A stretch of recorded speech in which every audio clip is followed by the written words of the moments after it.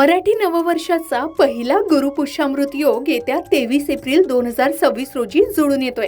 हा अत्यंत शुभ आणि दुर्मिळ योग आहे, ज्याला ज्योतिषशास्त्रात सुवर्ण संधी मानली जाते. हा योग कोणत्या राशीसाठी कसा असेल आणि यामागचं नेमकं महत्त्व काय आहे, चला सविस्तर जाणून घेऊया. मराठी नववर्ष सुरू झालं आहे. चैत्र महिना संपून आता वैशाख महिना सुरू होत आहे. मराठी वर्षात अनेक शुभ योग जुळून येत असतात. काही योग अतिशय पुण्यफलदायी असतात. असे योग वारंवार जुळून येत नाहीत. त्यामुळे असे योग जुळून आले की त्या दिवशी केलेल्या काही गोष्टी अखंड कृपा प्राप्त होण्यात सहाय्यभूत ठरू शकतात असं म्हटलं जातं. गुरुपुष्यामृत योग हा असाच योग आहे. हा योग वारंवार येत नाही. 2026चा हा पहिला गुरुपुष्यामृत योग आहे. गुरुवारी पुष्य नक्षत्र आलं तर त्या दिवशी गुरुपुष्यामृत योग होतो. हा योग सर्व कार्यासाठी शुभ समजला जातो. या योगावर सोनं खरेदी केलं असता त्याची वृद्धी होते अशी मान्यता आहे. त्यामुळे या योगानिमित्त सोनं खरेदीसाठी ग्राहक मोठ्या प्रमाणावर गर्दी करतात. अशुभतेपासून वाचण्यासाठी गुरुपुष्यामृत योग श्रेष्ठ आहे असंही मानलं जातं. आता कामांसाठी हा योग शुभ असला तरी या दिवशी विवाह करत नाहीत, कारण पुष्य नक्षत्र विवाहास वर्ज्य मानलं जातं. गुरुवारी 23 एप्रिल रोजी गुरुपुष्यामृत योग रात्री 8:57 ते पहाटे 6:17 असणार आहे. आता ज्या गुरुवारी पुष्य नक्षत्र येतं त्या दिवशी गुरुपुष्यामृत योग असतो. गुरुवारी धार्मिक कार्य करणं उत्तम मानलं जातं. गुरुपुष्यामृत योग वारंवार येत नाही. पुष्याचा अर्थच असा आहे, पोषण करणारा, शक्ती देणारा, ऊर्जा देणारा.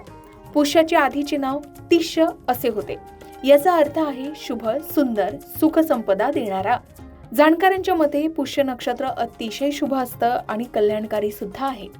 ऋग्वेदात पुष्याला तिष्य म्हणजे मंगलदायी किंवा मांगलिक तारा असंही म्हणतात. गुरुपुष्यामृत योगाचे फार महत्त्व आहे. या दिवशी हाती घेतलेल्या कामांमध्ये यश मिळवायचं असल्यास आपल्या कुलदेवतेची मनोभावे पूजा करणं खूप शुभ फलदायी असतं असं सांगितलं जातं. गुरुपुष्यामृत योगात देवी लक्ष्मीची विशेष पूजा केली जाते. या दिवशी केलेले लक्ष्मी पूजनही अत्यंत शुभ आणि लाभदायक मानले जाते. गुरुपुष्यामृत योग हे पूजा, तंत्रमंत्र, संकल्प, साधना, जप करण्यासाठी सुद्धा उत्तम आहे असंही सांगितलं जातं. गुरुपुष्य योगाच्या दिवशी गुरुमंत्र घेणं ही उत्तम मानलं जातं. गुंतवणुकीसाठी सुद्धा हा दिवस फायदेशीर मानला गेला आहे. आता ज्योतिषशास्त्रात हा योग सोनं खरेदी, नवीन व्यवसाय सुरू करणं, गृहप्रवेश किंवा कोणत्याही महत्त्वाच्या कामांसाठी अत्यंत शुभ आणि स्वयंसिद्ध मुहूर्त मानला जातो. हा योग वर्षातून केवळ काही वेळाच येतो, त्यामुळे याला विशेष महत्त्व देण्यात आलेलं आहे. आता 23 एप्रिलला गुरुवारी गुरुपुष्यामृत योग हा जरी संपूर्ण दिवसभर असला आणि तो शुभ मानला जात असला तरी त्या दिवशीचा राहू काळ, जो साधारणपणे दुपारी 1:30 ते दुपारी 3 वाजताच्या दरम्यान असू शकतो, हा काळ टाळून इतर वेळी शुभ कामं करणं अधिक श्रेयस्कर ठरू शकतं. यासाठी आपण तज्ञांचा सल्लाही घेऊ शकता. आता गुरुपुष्यामृत योग हा ज्योतिषशास्त्रात अत्यंत शुभ मानला जातो. पुष्य नक्षत्र आणि गुरुवार यांचा दुर्मिळ संयोग सर्व राशींसाठी काही ना काही सकारात्मक बदल घेऊन येतो. आता कोणत्या राशीला हा योग कसा फलदायी ठरणार आहे तेही ज्योतिषशास्त्रानुसार बघूया.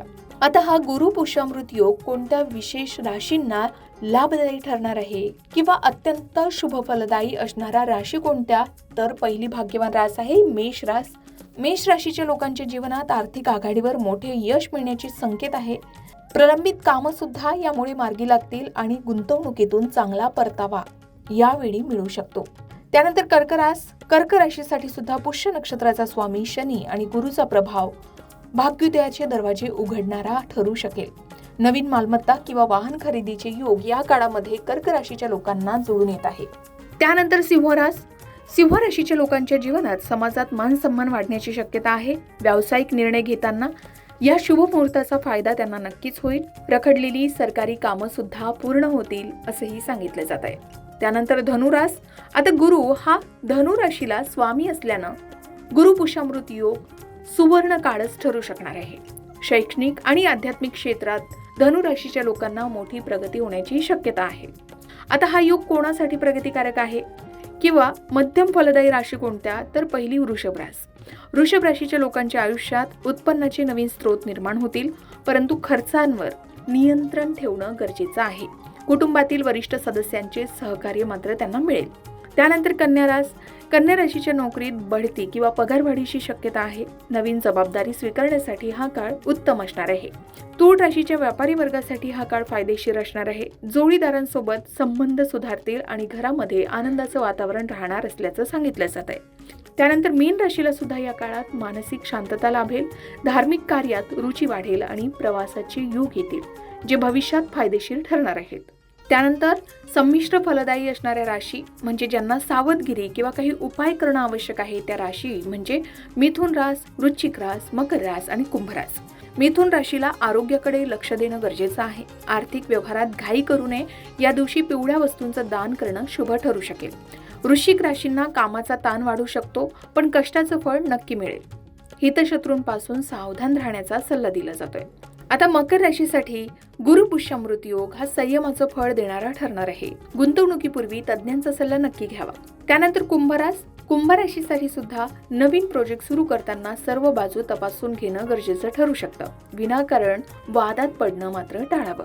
आता गुरु पुष्यामृत योगाचे विशेष महत्त्व आपण जाणून घेतले किंवा या काळात कोणत्या राशीला फायदा होऊ शकतो, कोणत्या राशीने सावधगिरी बाळगावी, कोणते उपाय करावेत हे आपण जाणून घेतलंय.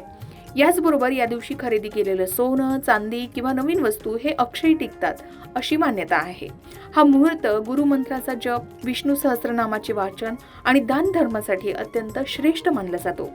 म्हणून या वेळेत आपण गुरुमंत्राचा जप करावा, विष्णू सहस्त्रनामाचं पठण करावं आणि दान धर्माची कार्यही आवर्जून करावीत. तुम्ही या योगाचा विशेष कामासाठी सुद्धा उपयोग करू शकता.